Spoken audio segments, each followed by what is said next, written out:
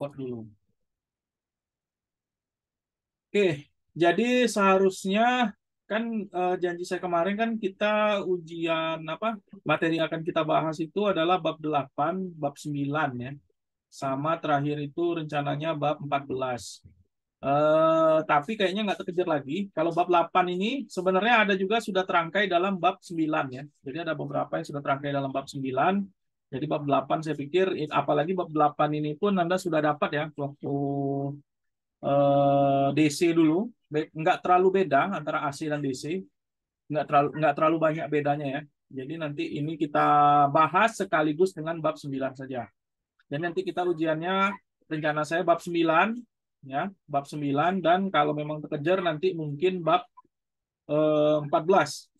Karena itu kemarin yang akan kita bahas ya, bab 9 dan bab 14 ini rencana kemarin. Kan kemarin itu rencananya bab 8, bab 9 dan bab 14 rencananya.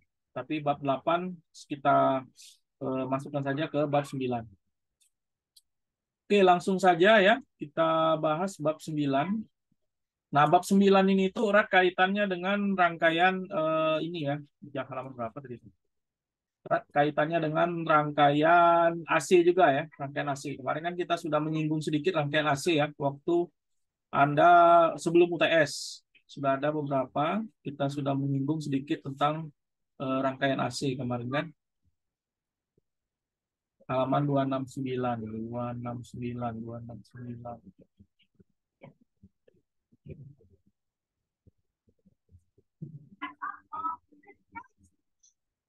Oke,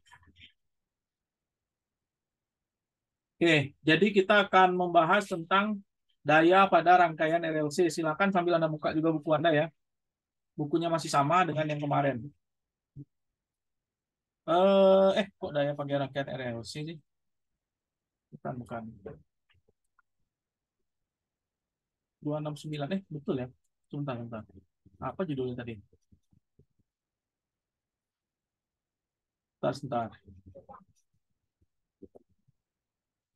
Daya pada rangkaian RLC. Ya, 269. Oh ya, betul ya. Daya pada rangkaian RLC. 269. 269.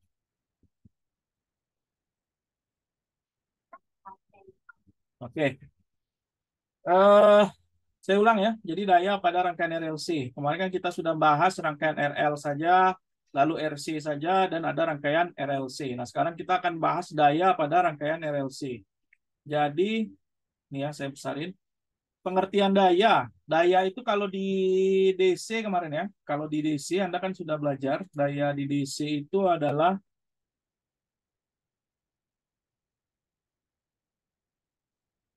bentar, oke, oke, jadi daya pada rangkaian DC itu biasanya adalah ini ya, ini kan. Pada AC juga ini. Jadi P itu adalah daya, V itu adalah tegangan, dan I adalah arus. Jadi P itu juga bisa kalau di DC ya, bisa ditulis I kuadrat R. Kalau dia ada hubungan dengan R. Ya. Jadi ada dua cara untuk mencari daya ya. Bisa pakai yang ini dan bisa pakai yang ini. Nah, daya dikatakan positif kapan? Ketika arus yang mengalir bernilai positif. Artinya harus mengalir dari sumber tegangan menuju rangkaian. Nah, ini kemarin di bab 1 ya, itu sudah kita pelajari juga ya. Ada yang namanya kemarin itu arus mengalir dari sumber tegangan menuju rangkaian. Nah, ada juga dikatakan negatif ketika arus yang mengalir bernilai negatif, artinya harus mengalir dari rangkaian menuju sumber tegangan, transfer energi ke rangkaian, dari rangkaian ke sumber. Kalau ini dari sumber ke rangkaian. Nah, ini sudah kita pelajari waktu di bab 1 ya. Ada kemarin itu menyerap daya dan ada mengirim daya. Silakan Anda buka lagi bab 1 yang awal-awal dulu ya.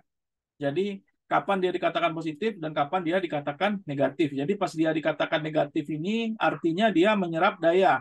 Nah, pas kapan dia dikatakan negatif, artinya dia mengirimkan daya. Seperti itu. Nah, silakan Anda buka lagi materi yang kemarin-kemarin ya. Ini saya hapus dulu biar kita scroll ke bawah.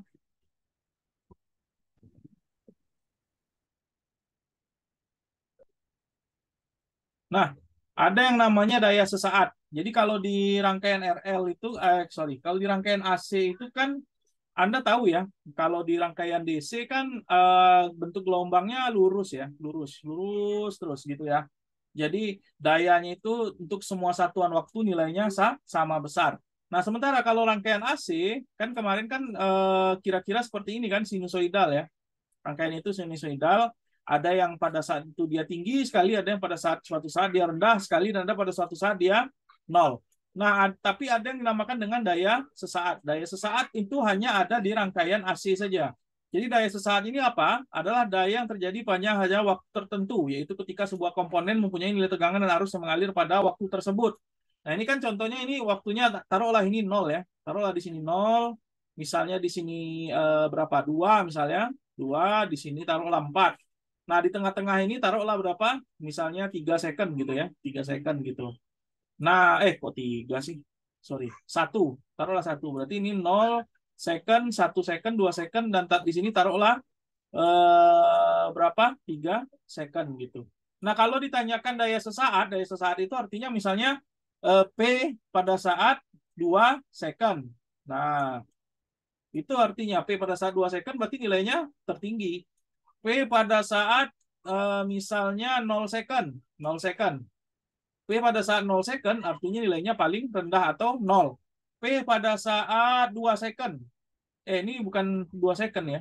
P pada saat 1 second. 1 second adalah nilai yang tertinggi ini kan ya. Pada saat 2 second itu sama dengan pada saat 0 second, yaitu adalah sorry. P pada saat 0 second sama dengan P saat 2 second, itu nilainya adalah 0 ya. Nih, 2 dan 0. 0 second dan 2 second itu nilainya adalah 0. Nah, pada saat 3 second, P saat 3 second, itu nilainya juga tertinggi, tetapi dalam hal negatifnya gitu ya. Dalam hal negatif. Nah, pada saat P4 second, itu dia juga adalah 0. Seperti itu ya. Jadi itu yang dinamakan dengan daya sesaat. Daya pada suatu waktu gitu ya. Daya pada suatu waktu. Jadi saya harap Anda bisa memahaminya ya. Jadi itu yang dinamakan dengan daya sesaat. Ini tadi ya, daya sesaat. Nah, ini contoh latihan ya. Contoh latihan. Jika ini layar saya terlihat ya. Halo? Terlihat, Pak. Terlihat, Pak. Takutnya tidak terlihat pula nih. Anda diam aja. Oke lah, kita lanjut. Contoh latihan ini ya. Jadi jika sebuah komponen dilewati arus sebesar I, ya, jadi pada saat IT itu arusnya adalah 10 sin 30T. Jadi T ini tuh belum tahu nih kapan nih kan. I-nya ini belum tahu juga, T-nya yang ini juga belum tahu kapan. Ini pointer kelihatan ya? Pointer? Kelihatan, Pak. Kelihatan, Pak. Pointer merah kelihatan 30T, dan ini T-nya juga tidak tahu. Nah, sementara tegangannya pada semua T nilainya adalah 50 sin 30T tambah 30 derajat.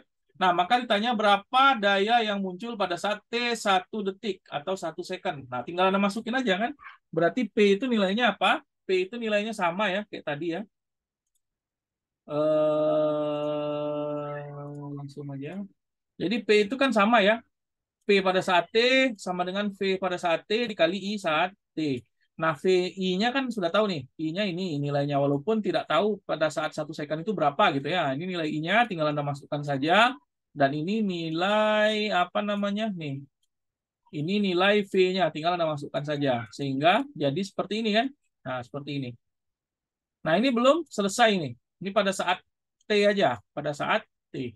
Nah, pada saat ditanya kan 1 second ya. Nih, ditanya sini 1 second. Nah, pada saat 1 second adalah ini. Tinggal Anda masukkan aja. Jadi Anda masukkan ke dalam ini nih, nilai 1, ini nilai 1 gitu ya.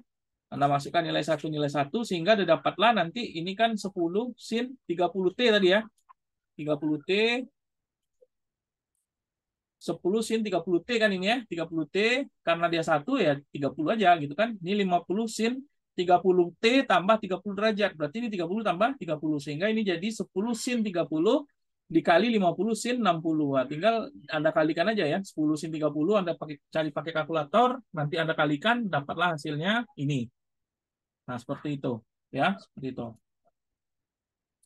Ini contoh tadi daya apa? Daya sesaat. Nah, kalau kita bicara daya sesaat, pasti kita ada yang dinamakan dengan daya rata-rata.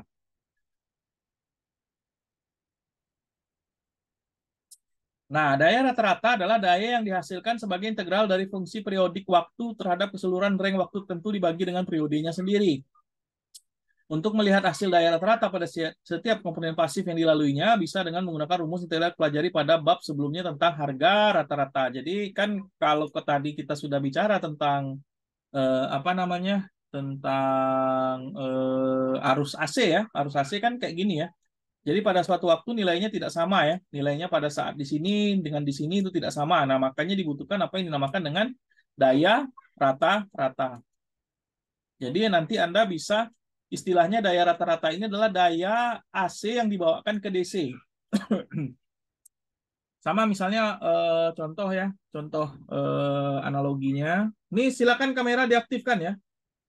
Nanti kalau misal tidak diaktifkan, jangan salahkan saya nanti kalau saya keluarkan dari Zoom meeting. Silakan diaktifkan kameranya.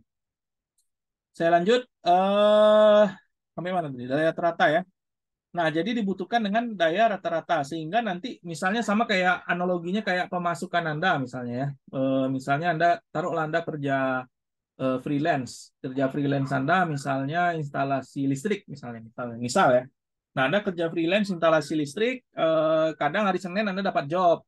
Jobnya 2 hari, misalnya sehari taruhlah Anda dibayar misalnya sekitar 150 atau 200 ribu gitu kan. Nah, dapat hari misalnya Senin Selasa dapat satu job 2 hari gitu kan. Itu Anda dapat misalnya 400. Lalu hari Rabu Kamis itu kosong misalnya. Jumat Sabtu Anda dapat lagi job. Jumat Sabtu Minggu dapat 4,5 gitu kan.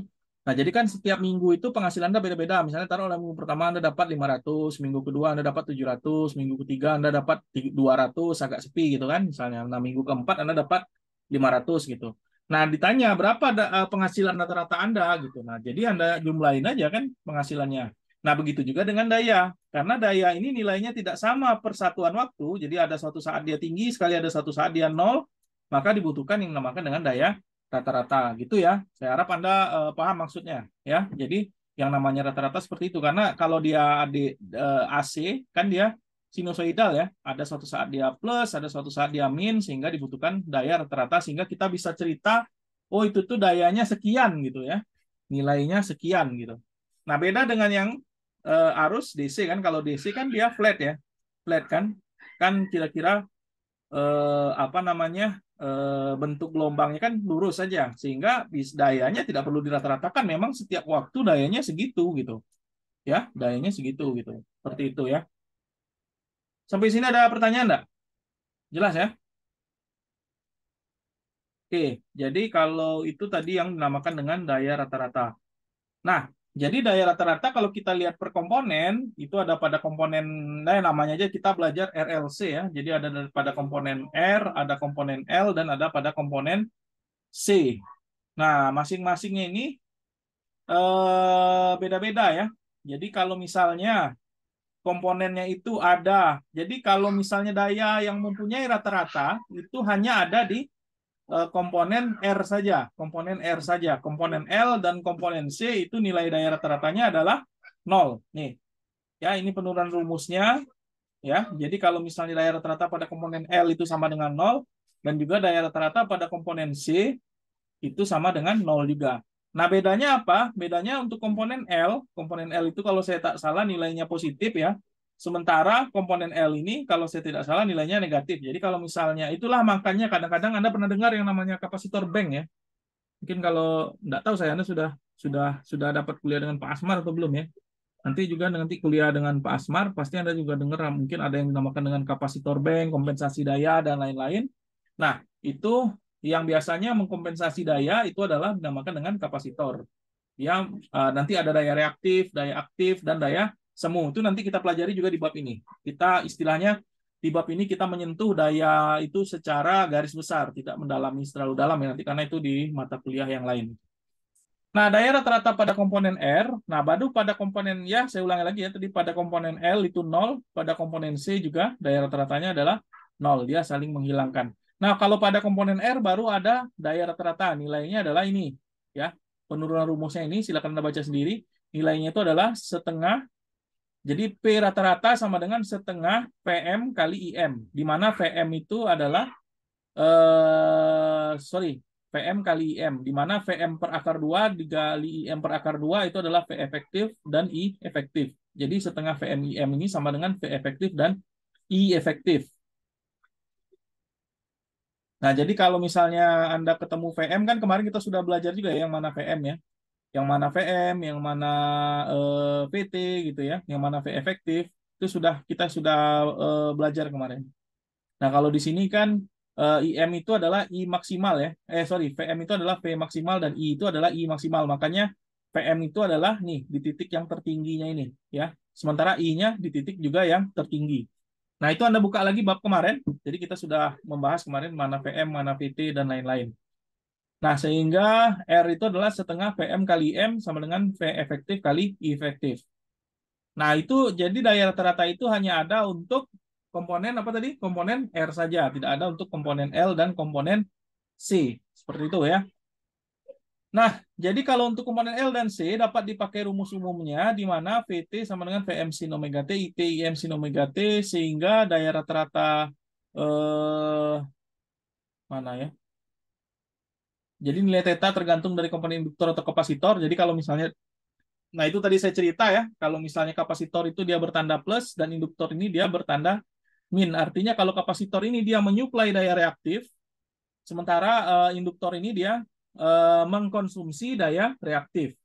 Ya, mengkonsumsi daya reaktif. Nanti kita lihat daya reaktif itu apa. Nah, sehingga daya rata-rata untuk kedua komponen ini itu adalah V efektif sama dengan Vm per akar 2 dan I efektifnya adalah Im per akar 2. Nah, seperti itu. Jadi daya rata-ratanya itu adalah V efektif I efektif cos theta ini. Daya rata-rata untuk kedua komponen ini tapi ya, kedua komponen ini, bukan satu-satu ya. Kedua komponen ini artinya dia L sama C-nya gitu ya untuk keduanya, bukan satu-satu. Kalau satu-satu tadi nol ya, di atas tadi nol. Nah, baru ini kita sampai sini ada pertanyaan enggak? Enggak ada? Belum, Pak. Belum. Oke. Belum Nah, ada, Pak. Belum. belum ya. Oke, nanti baru kita masuk ke daya kompleks. Nah, ini nanti yang dinamakan daya kompleks. Jadi mungkin Anda di rumah listrik Anda misalnya dayanya berapa? Anda pernah tahu nggak? 900 itu satuannya apa? Misalnya di rumah Watt, Anda Pak. 900 gitu.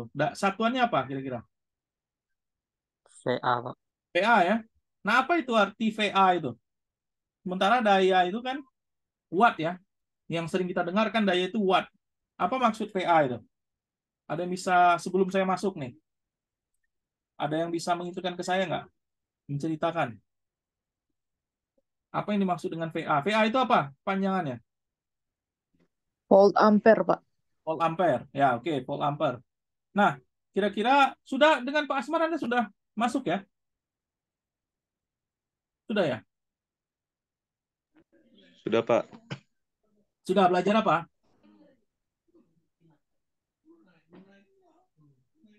Hah? Rangkaian listrik. Hah? Rangkaian listrik? Rangkaian listrik. Hah? Mata kuliah apa? Instalasi, Pak. Instalasi, Pak. Instalasi, salah. Instalasi. Instalasi sudah ada belum dibahas tentang segitiga daya? Belum ya? Belum, Pak. Belum ya? Oke, belum lah. Berarti oke lah kalau memang belum. Nah, jadi berarti ini pembukaan nih dari saya nih. Tapi nanti Anda pasti kalau misalnya, apalagi kalau Anda masuk power ya, kalau Anda ngambil nanti konsentrasi power, pasti Anda akan sering ketemu dengan yang seperti ini. Nah, jadi simbol kayak satuan daya dari kelistrikan di rumah kita itu namanya VA ya. VA itu namanya daya semu. Daya semu. Nah, daya semu itu terdiri dari dua gabungan daya, yaitu daya reaktif dan daya aktif. Ya. Nah, jadi kalau tadi kita cerita daya rata-rata P, jadi daya ini sebenarnya daya yang dipakai oleh komponen pasif resistor. Ya. Jadi daya rata-rata atau P ini itu adalah atau yang kita sebut juga dengan daya aktif ya. Ini sering kita juga sebut dengan daya aktif.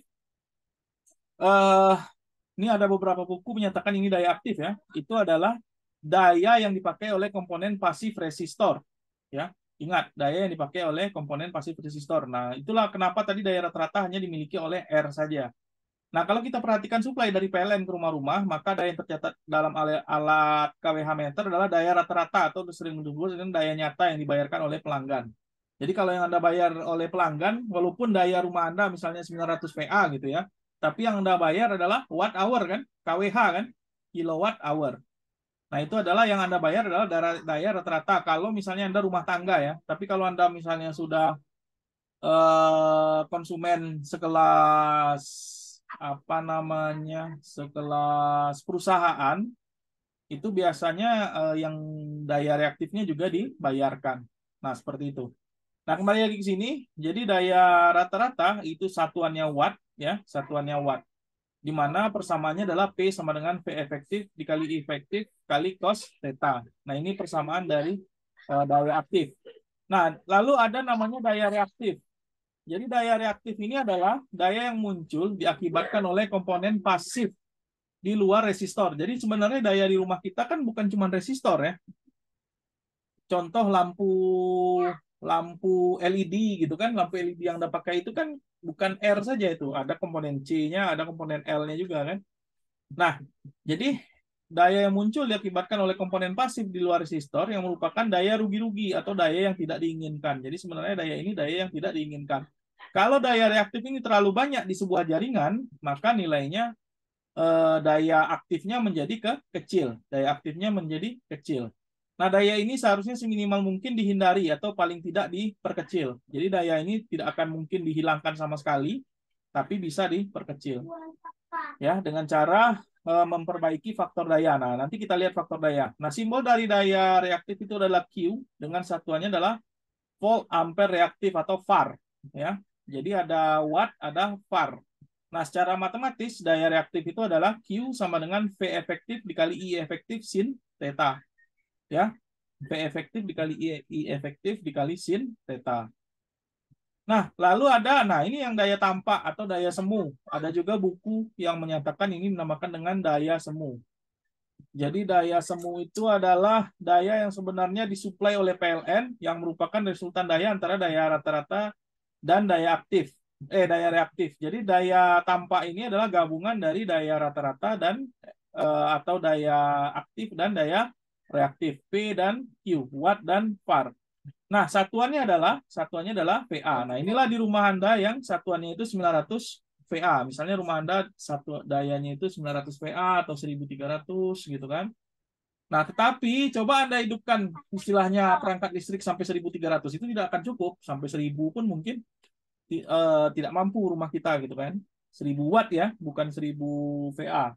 Nah, itu alasannya. Jadi satuan dari cara mencari S itu adalah V efektif dikali I efektif, tidak pakai sudut lagi.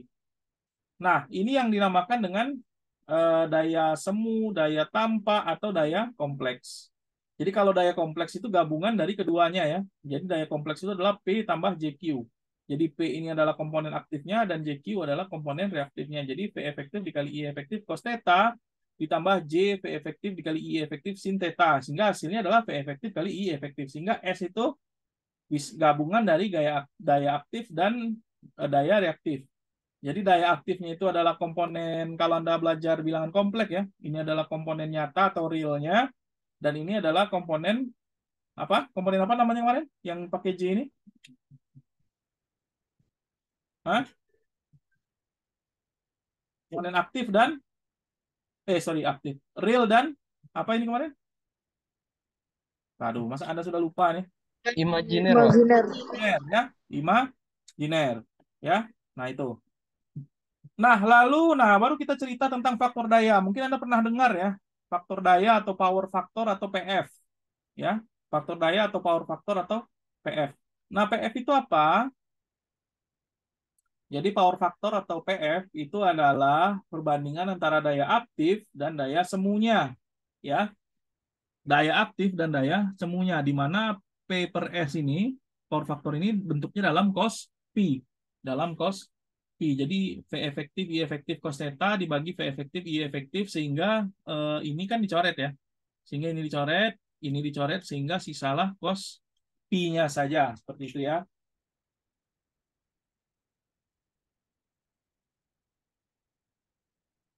Sebentar. Nah, lalu ada segitiga daya. Nah, itu tadi hubungannya tadi ya. Nah, baru kita cerita tentang segitiga daya. Jadi hubungan antara daya rata-rata, daya reaktif, dan daya tampak dapat dinyatakan dengan merepresentasikan daya-daya tersebut sebagai sebuah vektor. Nah, daya rata-rata atau daya nyata direpresentasikan sebagai vektor vertikal, dan daya tampak atau daya aktif ya adalah daya tampak atau daya semu maksudnya ya adalah hipotenusa atau sisi miring dari segitiga siku-siku yang terbentuk dengan menghubungkan vektor daya nyata dan daya reaktif. Nah, ini contohnya nih. Jadi ini daya rata, daya nyata, ini daya reaktif, dan ini adalah daya semunya. Ya, daya semunya atau volt ampernya. Ini wattnya, ini var-nya, dan ini VA-nya. Ya. Saya ulang, ini P-nya atau watt, ini var-nya, dan ini volt ampernya atau VA-nya. Nah, ini persamaan-persamaannya. Jadi P itu adalah V efektif dikali I efektif kali cos theta, S itu adalah V efektif kali I efektif, Q itu adalah V efektif kali I efektif kali sin theta. Nah, Anda lihat nih, makin besar P, makin kecil Q, maka nilai S pun akan makin kecil. Tapi kalau makin kecil P, tapi Q-nya makin besar, maka nilai S-nya relatif sama, tetapi ininya berbeda gitu. Nah, seperti itu. Jadi S itu adalah V efektif kali I efektif, Q itu adalah V efektif kali I efektif sin theta, itu biasanya lagging ya. Itu biasanya lagging, dan P itu adalah ini. Nah, I lagging terhadap P di mana nilai arus tertinggal sebesar fasa theta dibandingkan dengan nilai tegangan. Ini untuk komponen L. Ya, ini untuk komponen L. Tapi untuk komponen C sebenarnya sama saja sih bentuknya. Tetap saja P, Q, S seperti itu ya. Tetap yang hipotenusa atau sisi miringnya itu adalah S-nya, tetapi beda lagging dan leading-nya saja. Ya, beda lagging dan leading-nya saja. Di mana kalau misalnya tadi terhadap L itu yang lagging adalah Q-nya, sementara terhadap C itu yang Q-nya ini adalah menjadi leading, ya. P-nya tetap ya, P-nya tidak lagging, tidak leading. Q-nya saja. Nah, di mana rumus umumnya itu ini? Ya, jadi kalau misalnya kita mau bicara rumus umumnya, P itu adalah V efektif kuadrat dibagi R ya. Q itu adalah V efektif kuadrat X dibagi X ya. S itu adalah V efektif kuadrat Z dibagi Z. Jadi power factor itu adalah cos P. Nah, power factor yang bagus itu berapa nilainya? Ada yang tahu nggak? Ada yang pernah dengar nggak? Cos P yang bagus itu berapa nilainya? 1, Pak. 1 ya. Jadi cos P yang bagus itu nilainya adalah 1. Kalau cos P 1 itu artinya apa? Artinya daya reaktifnya tidak ada sama sekali. Ya, artinya daya aktif itu tidak ada sama sekali kalau cos P-nya 1. Tapi kalau cos P-nya sudah 0,5, artinya daya aktifnya itu separuhnya adalah daya reaktif. Jadi misalnya rumah Anda 900 VA. Kalau misalnya power faktornya itu 0,5, itu artinya ya yang bisa Anda manfaatkan daya listriknya itu hanya 450 watt. Seperti itu, ya. Jadi jangan semerta-merta misalnya rumah saya ada kan pasti orang awam ya, kadang-kadang Anda harus bisa menjelaskan itu kepada mungkin keluarga Anda gitu ya, orang yang tidak belajar elektro maksud saya. Mungkin orang yang tidak mengetahui, kan dia pasti bertanya, "Mengapa ya rumah saya listriknya kan 1.300?" Dia tidak tahu kan VA, VAR kan, watt kan dia tidak tahu. Dan ditanya kenapa ya rumah saya misalnya 900 katanya dayanya kan. Kadang-kadang orang ngomong gitu, dayanya 900, tapi kok baru saya pakai 700, baru saya pakai bor yang 700 tambah kulkas yang 100 watt misalnya, kan baru 800. Nah, kenapa tiba-tiba ininya turun gitu kan, MCB-nya trip atau MCB-nya turun gitu kan. Nah, itu Anda harus bisa menjelaskannya. Karena ya tadi itu, daya itu tidak 100% bisa dimanfaatkan oleh peralatan listrik. Jadi daya yang paling bagus itu adalah cos P-nya 1. Cos P-nya 1 itu artinya semuanya bisa diubah menjadi listrik gitu. Menjadi bisa dimanfaatkan oleh komponen kelistrikan. Kalau power factor 1. Nah, biasanya PLN itu power faktornya rata-rata ya. Yang sering itu adalah 0,8 sampai 0,9. Berarti ya taruhlah PLN itu menjaga supaya cos P-nya itu 0,8. Berarti nanti kalau misalnya rumah Anda 1.300 misalnya kan, itu berarti yang bisa Anda manfaatkan ya kira-kira Anda kali saja. Itu kira-kira ya. Kira-kira untuk membuktikannya Anda harus diukur benar memang. Tapi kira-kiranya saja biasanya PLN itu dia pasti selalu menjaga daya aktifnya itu sekitar Cosp-nya maksudnya, Cosp-nya itu sekitar 0,8. Jadi Anda kalikan aja 0,8. Berarti sekitar ya mungkin 1000 watt ya. Kalau 1300 mungkin yang bisa Anda pakai itu adalah sekitar 1000 watt seperti itu. Sampai sini ada yang ingin ditanyakan? Jelas ya? Perbedaannya tadi ya antara daya aktif, reaktif, dan daya semu. Nggak ada? Nggak ada, Pak. Nggak ada? Jelas, jelas Pak. Jelas. Nah, ini nanti setelah ini mungkin kita sudahi dulu karena saya kebetulan ada yang mau saya kerjakan ya. Tapi nanti besok malam kita lanjutkan lagi. Pokoknya kita selesaikan minimal bab 9 dan ini yang kita jadikan ujian minimal ini ya. Nanti kalau memang bisa kita lanjut. Kan kita masih ada sampai hari Jumat ya. Sampai hari Jumat kan. Ini kan baru hari Rabu, Kamis, dan Jumat. Nah, nanti hari Jumat paling lambat itu kalau memang bisa masuk sampai bab 10, kalau tidak jadi bab 9 saja. Nah, jadi itu tadi. Nah, ini sekarang ada contoh soal nih. Anda ketemu rangkaian seperti ini. Di mana ini ada sumber arus 10 cos 800 TA ya. T ini kan secondnya ya, waktunya. Ini A-nya satuannya ya. Nah, di mana R-nya itu adalah 100 ohm, di mana ada L-nya juga 0,5 Henry, dan ada R-nya juga yang seri dengan L-nya ini ya. Ini L sama R ini seri ya, dan paralel dengan yang 100 ini. Ini sama ini seri. Nah, yang seri dengan 0,5 Henry itu adalah 200 ohm. Nah, dicanya berapa daya rata-ratanya?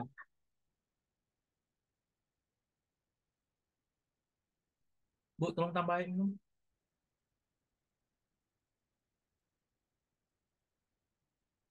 Nah, saya lanjut. Nah, jadi dari rangkaian ini Anda bisa lihat R sama L-nya itu dia dalam bentuk seri. Di mana dan yang ininya kalau sudah diserikan ini dengan ini dia dalam bentuk paralel.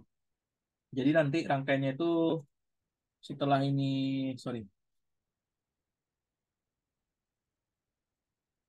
setelah digabung nanti dia jadinya seperti ini ya. Nah, ini taruhlah karena gabungan taruhlah saya buat bulat ya. Gabungan saya buat bulat. Nah, ini arusnya. Nah, ini yang 100 ohm tadi. Nah, ini paralel. Nah, itu yang perlu Anda ketahui dulu di awal. Anda sudah tahu bentuk rangkaiannya seperti apa. Ini dengan ini seri ya. Nah, itu. Nah, sehingga Anda bisa buat dia seperti ini kan. Nah, jadi dengan fasor. Jadi dengan fasor ini Anda cari dulu berapa nilai Z-nya atau gabungannya. Jadi kalau misalnya diingat ya, Anda kan sudah belajar ya kemarin rangkaian RLC di sebelumnya. Ingat kalau misalnya RLC itu gabungannya itu namanya bukan R seri atau L seri atau C seri. Kalau gabungan keduanya itu namanya Z ya, Z.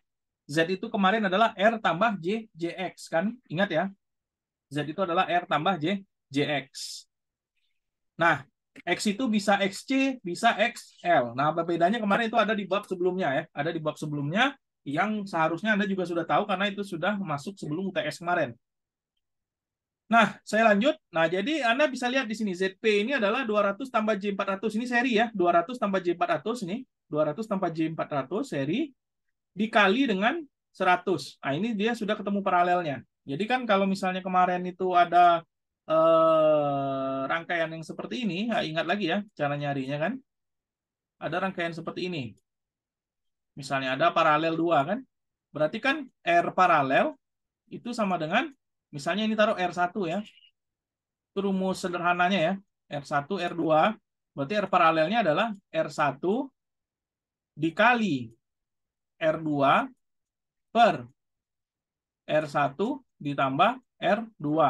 Ini juga dari mana asal rumus ini juga sudah pernah saya bahas waktu kuliah offline kemarin. Jadi silakan Anda buka lagi catatan Anda. Seharusnya Anda juga sudah punya catatan dari mana datangnya persamaan ini. Ya, saya tidak akan jelaskan lagi lebih lanjut. Nah, sehingga ini bisa dituliskan. Ini kan serinya ya. Ini kan yang bagian serinya. Ini yang ini sama yang ini ya. Nah, ini bagian paralelnya. Nah, tuh. Sehingga, nah ini juga Dari mana ini? Lalu menjadi ini, itu juga sudah ada di bilangan kompleks. Ya, juga sudah ada di bilangan kompleks. Silakan Anda ubah dari sini bagaimana caranya supaya jadi ini. Ini seharusnya jika Anda juga sudah tahu. Karena ada di bilangan kompleks juga kemarin kan kita sudah belajar. Nah, sehingga nanti jadi begini. Nah, pembagian bilangan kompleks yang dalam bentuk sudut, ya kalau ini dengan ini kan dibagi, ya ini dengan ini dibagi, kalau ini dengan ini dikurang, ya dikurang. Jadi kan 447 dikali 100, 4.400 sekian gitu ya, dibagi 500. Nah, 63 sama 53 ini dikurangin. Nah, ini seharusnya Anda sudah tahu juga, sudah saya bahas juga kemarin ya. Sudah saya bahas juga ini kemarin. Seharusnya Anda juga sudah tahu. Jadi kalau misalnya saya bahas lagi makin lama jadi kita nanti. Nah, ini jadi nanti hasilnya adalah ini, sehingga Z-nya itu atau gabungan dari ketiga ini itu adalah 87,9 J 15,9, sehingga rangkaiannya itu menjadi seperti ini. Ya, rangkaiannya itu menjadi seperti ini. Ini taruhlah si ZP-nya ya. Ini ZP. Nah, ZP. Nah, ini 10 sudut 0 arusnya ya. Ini arusnya. Sehingga P-nya ya sama aja kan, I kuadrat. Tadi ya sudah saya ceritakan, I kuadrat R. Nah, dalam hal ini karena kita berbicara dalam bentuk rangkaian AC, sehingga R-nya itu dalam bentuk Z. Ya, sehingga R-nya itu dalam bentuk Z. Sehingga jadi seperti ini. I efektif kuadrat R dikali R. Sorry. Iya, I kuadrat R dikali R-nya. Oh, yang ini dia dicari yang disuruh cari P-nya saja ya, tidak dicari R ya. Oh ya, ini yang disuruh cari P-nya saja. Tapi kalau disuruh cari S, suruh cari S atau daya semu ya, itu berarti I kuadrat I efektif kuadrat dikali Z. Kalau dicari S. Ini sementara ini yang ditanya, nih I kuadrat I efektif kuadrat R dikali R. Sehingga dicarilah I efektifnya berapa? I efektifnya kan ini ya, 10 sudut 0. 10 sudut 0 itu kalau mau dibuat menjadi efektif kan tadi dibagi akar 2. Tadi di atas tadi sudah kita cerita ya. Jadi 10 akar 2 kuadrat. Kuadratnya dari mana ya? Kuadratnya dari rumusnya ya. Dikali R-nya. Ingat ini Z kan? Ini Z. Nah, ini nilai R-nya, ini nilai JX-nya. Nah, jadi jangan lagi Anda tanya apa dari mana datang nilai R-nya. Nilai R-nya ini.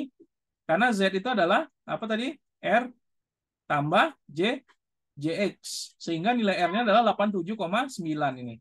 Sehingga dapat daya aktifnya adalah 4395 watt. Seperti itu. Itu dapat dayanya. Ya, itu dapat dayanya. Jadi I efektif tadi kan I efektif. Sorry. I EFF ya. I efektif itu kan sama dengan IM per akar 2. Ya, IM per akar 2. Ini yang ini persamaan ini. IM per akar 2. Sementara ini adalah nilai IM ya. Ini nilai IM ya. Ingat ini nilai IM.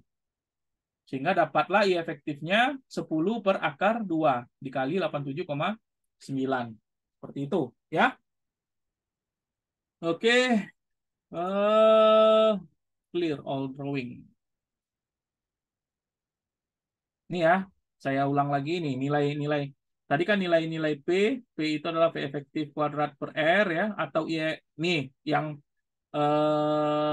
nih ya, nih tadi rumus yang tadi itu dari sini P sama dengan I efektif kuadrat R atau P efektif kuadrat R per R. Nih. Saya tulis lah biar Anda ini. Nih. P bisa dicari dengan gini atau gini. Lalu Q bisa dicari dengan gini atau gini. Lalu S bisa dicari dengan gini atau gini. Nah, gitu. Ya, seperti itu. Oke, ada pertanyaan? Pasti tidak. Jelas, Pak.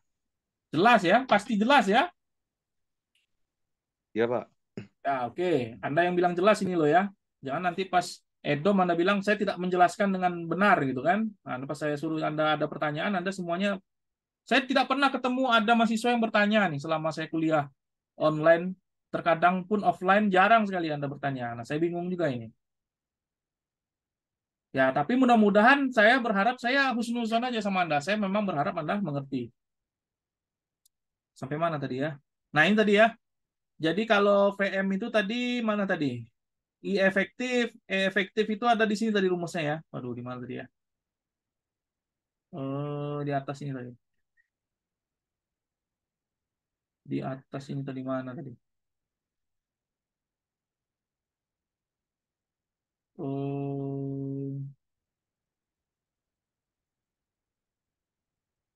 Mana ya?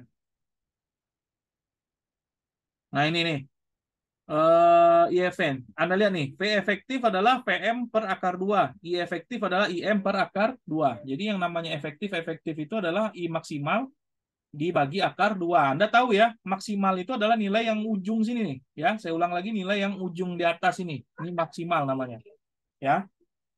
Yang efektif itu adalah keseluruhannya. Ya, makanya dibagi akar 2. Nah, jangan beda lagi ya, jangan Anda lupa lagi mana yang efektif dan mana yang maksimal ya. Sampai mana tadi? Sampai sini. Nah, ini satu soal ujian nih. Ini nomor 1 ya. Tapi nanti saya modif sedikit. Tapi ini pasti soalnya seperti ini. Nah, lalu yang nomor ini 1 soal ujian. Lalu ini yang nomor 2. Tentukan segitiga dayanya. Ini juga nomor 2 ini. Nomor 2 ujian. Ya, nomor 2 ujian. Ujiannya close book kayak kemarin ya. Karena soalnya sudah saya kasih tahu. Anda tunggu dulu. Anda mau close book apa open book nih? Saya tanya lagi nih. Nanti sampaikan ke saya ya. Nanti sampaikan ke saya. Facebook aja, Pak. Hah? Facebook aja, Pak. Facebook aja, Pak. Facebook. Kamu yang mau. Open book, Pak. Facebook aja, Pak. Kayak kemarin, Pak. Ya, nanti sampaikan aja. Anda diskusi dulu. Nanti sampaikan saya di grup. Biar lebih legal. Ya. Nanti Anda mau close book atau open book. Kalau ini close book, kalau ini ya close book, ini soal nomor 1. Nah, ini soal nomor 2. Nah, ini saya jelaskan. Nomor 93. Tentukan segitiga dayanya. Tapi ini nanti saya modif sedikit ya. Tapi pasti tidak akan sulit. Kalau Anda mengerti memang, itu Anda tinggal nuker angka aja. Ya. Nah, ini nomor 93, tentukan segitiga dayanya. Ini Anda disuruh cari segitiga daya. Kalau segitiga daya Anda disuruh cari, pasti Anda harus tahu apa? Tahu nilai P, tahu nilai Q, dan tahu nilai Z. Ya.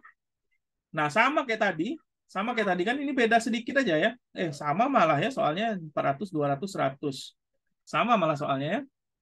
Nah, Anda tinggal masukin aja. Berarti kalau P-nya, ya Anda masukin nilai R-nya kan. Nih. Lalu kalau Q-nya Anda masukin nilai X-nya kan. Ini kan X nih. Ya, ini kan. Nih. Lalu untuk S-nya, ya Anda masukin nilai Z semua ini. Ya, Anda masukin nilai Z atau semua ini. Di dalam hal ini adalah 89,44. Ya, nilai Z-nya. Nih ya, ini nilai Z-nya nih. 89,44. Nah, nanti kalau ujian, saya tidak mau nih tiba-tiba kayak gini, langsung jadi kayak gini. Anda cari dari mana ini keluarnya kayak gini. Ya, itu seharusnya sudah ada di matek juga kemarin. Ya, seperti itu. Ini soal nomor 2. Nah, ini kita lanjut dulu. Nah, ini soal nomor 3 nih. Soal nomor 3 nih. Pokoknya soalnya gampang-gampang aja. Ini soal nomor 3. Nah, tentukan daya rata-rata pada R4 ohm. Ini pakai superposisi. Ingat, kemarin itu di sebelum UTS, superposisi itu adalah ganti-gantian dimatikan. Ya, ganti-gantian dimatikan. Kalau misalnya yang lagi aktif adalah nilai, yang lagi aktif itu adalah V-nya, sementara yang non-aktif atau yang mati itu adalah nilai I, maka dia apa ini namanya? Apa ini namanya?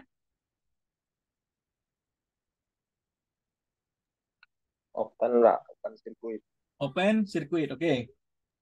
Open source. Open circuit ya. Nah, jadi yang ini misalnya ya pada saat V-nya aktif, maka yang I-nya di open circuit, dicabut gitu ya. Sehingga nanti rangkaiannya itu hanya ada seperti ini saja. Ini dianggap tidak ada ya, tidak dipandang. Bukan tidak ada ya, tidak dipandang. Sehingga nanti yang ada hanya ini plus minus gitu ya. Di mana ini adalah R, ini adalah L, dan ini adalah C.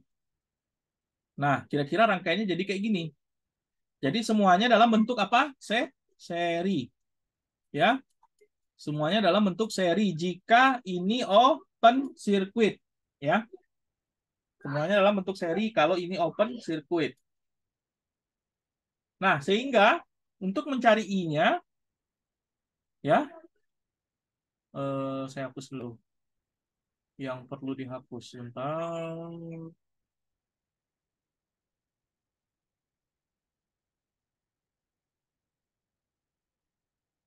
Nah, saya lanjut.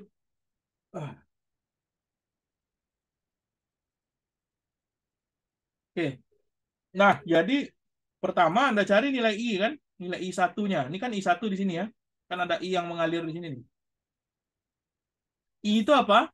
I itu adalah P per R. Ingat ya, P per R. Nah, karena ini dia RLC, maka dia bukan R lagi, tetapi Z. Ya, ingat Z. Nah, ini nilai Z-nya nih. Karena dia seri semua, ya ini nilai Z-nya. Ya, ini Z-nya. Jadi tinggal dijumlahin 4 ditambah J6 dikurang J3. Berarti ini adalah 4 tambah J3. Gitu ya. 4 tambah J3. Gitu ya. Nah, sehingga nanti J3 ini, 4 tambah J3 ini diubah menjadi sudut. Jadilah seperti ini. Nah, ini kalau jadi sudut dibagi kan ini 20 dibagi 5. Artinya 4. 0 dikurang 7. Kalau dibagi kan dikurang ya. Artinya min 37. Nah, sehingga Anda bisa cari P efektifnya, P-nya, P pada saat ini open, itu adalah I efektif dikali R. P-nya ya, I efektif dikali R, sehingga nilainya adalah 32 watt. Dengan catatan ini lagi open, ya. Ini lagi open. Nah, bagaimana kalau misalnya ini saat satu lagi yang mati itu adalah si yang sumber tegangan ini yang mati. Sumber tegangan ini yang mati. Saya kalau sumber tegangan yang mati ini namanya di short circuit ya. Ini di short circuit. Sehingga lagi-lagi ini dengan ini itu seri dan ini dengan ini paralel. Ini seri, ini paralel. Nah, maka kalau misalnya ketemu yang seperti itu, maka ini dipakai adalah pembagi arus. Ini pembagi arus nih. Anda dicari arus I2-nya kan, arus yang mengalir di serian ini, di seri 4 sama J3 ini. Ini pembagi arus. Ini pembagi arus, ya. Pembagi arus. Ini kan nanti rangkaiannya itu kan seharusnya jadinya kayak gini ya. Kalau digambar itu jadi rangkaiannya itu kayak gini nih. Ini ketemu dengan ini ketemu dengan ini ya. Lalu ketemu dengan ini, dengan C-nya. Lalu ketemu dengan I. Ya, ketemu dengan I di sini. Ini I. Nah, jadi I ini kan dia ngalir ke sini kan? I itu dia ngalir ke sini. Nah, ada yang ngalir terus ke sini. Dan pas ini kan simpang ya, pas persimpangan. Ingat hukum Kirchhoff kemarin? Ada yang ngalir ke situ dan ada yang ngalir ke arah sini. Nah, untuk mengetahui I2 itu yang di mana? I2 itu adalah yang di sini kan? Berarti lawan dari ini tadi. Nah, ini I2. Ini I2. Artinya adalah I yang ngalir ke sini. Sehingga I yang ngalir kedua ini, pakailah rumus pembagi. Kalau dia paralel, namanya pembagi arus. Ya, persamaan pembagi arus adalah misalnya arus yang dicari. Arus yang dicari adalah R di tempat arus tersebut berada dibagi dengan R semuanya, R total. Dikali I besarnya. I besarnya. I sumber. Nah, ini rumus pembagi arus. Nah, itu ada juga di bab-bab awal buku kita ini. Silakan Anda sesuaikan nanti. Pokoknya pas ujian itu harus jelas hasilnya gitu ya. Nah, ini pembagi arus sehingga ini adalah J6. J6 itu adalah I2, sorry, tunggu dulu. I2 J6 per J min J6 ditambah J3 ditambah J4. I2 itu adalah di, tunggu dulu, kok di min J6 ya? Oh, sorry. Saya kebalik. Pembagi arus itu adalah, tadi ya, pembagi arus itu misalnya I2 atau I di, taruhlah ada kayak gini kan. Taruhlah ada kayak gini kemarin kan. Nah, ada kayak gini. Ini apa namanya R1 misalnya ini. Kita kasih nama ini R2. Ini ada I. Kita disuruh nyari arus di sini. Arus di R1.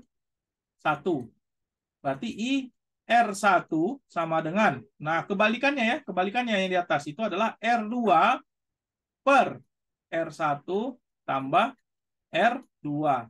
Dikali I besar. Dikali I sumber. Nah, makanya ini sama ini. Makanya sama ini kan 4 tambah J3 ini kan. Ini 4 tambah J3.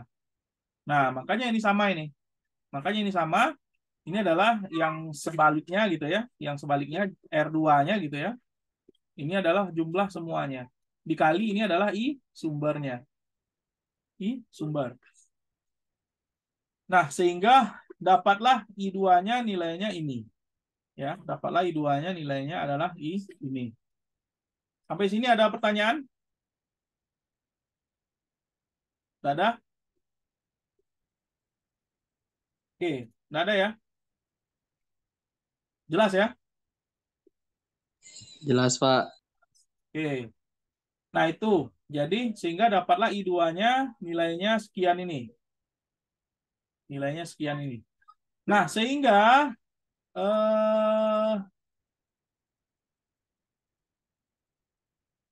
kalau I2-nya dapat nilainya segini, sehingga kita kan disuruh nyari P2 kan? P2.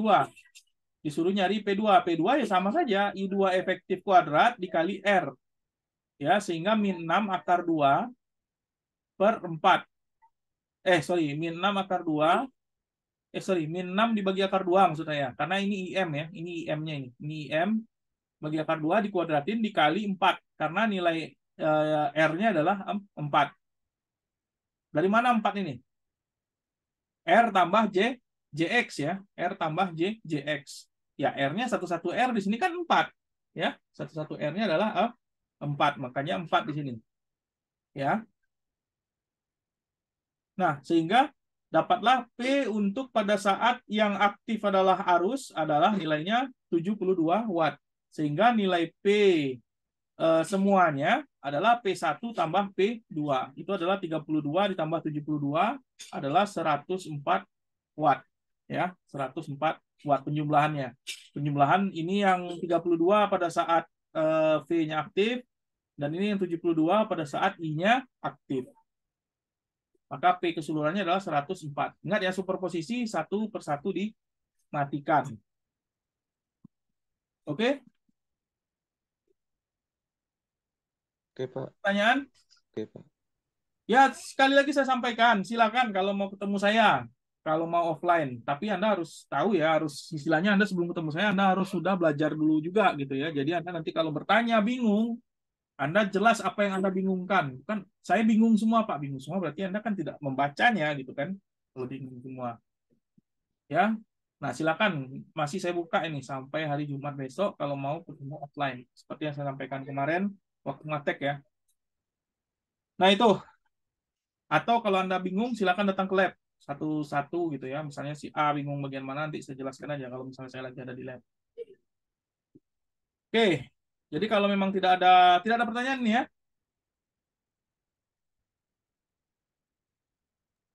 Tidak ada? Tidak, Pak. Nah, oke, kalau tidak mungkin sampai sini dulu ya. Nanti besok kita lanjutkan lagi yang ini sudah letih juga saya ngomong aja kan. Anda juga tidak ikut ngomong gitu ya. Nah, silakan mungkin sampai sini dulu. Silakan Anda pelajari lagi ya.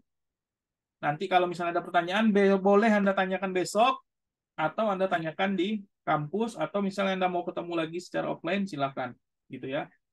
Sebelum hari Jumat. Pokoknya sebelum minggu ujian. Ujian insya Allah sesuai jadwal ya. Oke. Oke, kalau memang demikian, mungkin sampai situ dulu ya sementara. Jadi insya Allah mudah-mudahan besok bisa kita sambung lagi. Nanti ini kan sudah saya record ya. Nanti akan saya upload di YouTube seperti yang kuliah Matek kemarin. Saya juga tidak sempat untuk ngabsen Anda satu-satu. Silakan ketua kelas, saya percaya aja lah. Silakan ketua kelas, nanti Anda sampaikan siapa yang tidak hadir, siapa yang alfa ya, siapa yang izin dan lain-lain, dan siapa yang hadir. Atau yang tidak hadir sama izin saja lah disampaikan biar tidak terlalu banyak. Jadi selain izin sama alfa itu saya anggap dia hadir. Nanti ketua kelas silakan dijapri aja ke saya ya, dijapri aja biar tidak ketimpa. Oke, mungkin itu dulu untuk kesempatan pada malam hari ini. Terima kasih atas perhatiannya. Selamat malam. Assalamualaikum warahmatullahi wabarakatuh. Sampai jumpa besok, insya Allah. Waalaikumsalam warahmatullahi Waalaikumsalam wabarakatuh. Selamat malam, Pak. Oke, saya meeting ya. Terima kasih, Pak.